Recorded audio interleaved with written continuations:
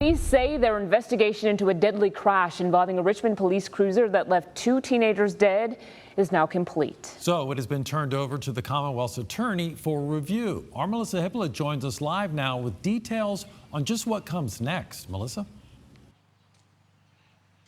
Well, Bill, our legal analyst, Todd Stone, says the Commonwealth's attorney will be looking at some key facts when trying to make a decision about whether to prosecute.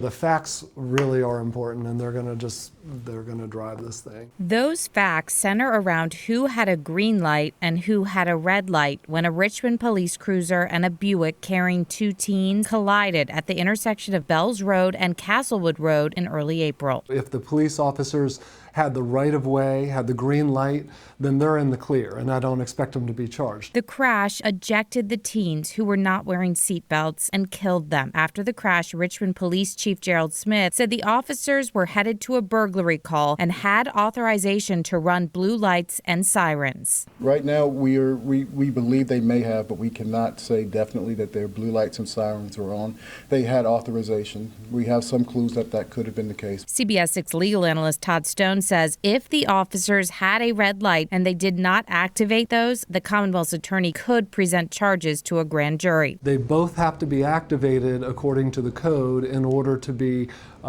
comfortably free from any criminal charges. Since that initial interview after the crash, Chief Smith has not shared any information about the police department's internal investigation into the crash. Have you been able to determine if proper protocol was in fact followed? Because at the time you said... We will not speak on it. That is under investigation. We will go where the investigation leads us. At the conclusion of that investigation, we will turn it over to the Commonwealth Attorney's Office. Have you been able to review video?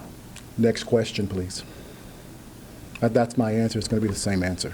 There are traffic cameras at that intersection, and Stone says the police car should have dash cam video that can shed light on what happened. He said if the teens were speeding, that could absolve the officers of fault in the crash, but he said it might be difficult to determine speed. Now, Commonwealth's attorney Colette McEachin told me her office will conduct a thorough review of this case, and if it appears that charges should be brought, they will present those to a grand jury.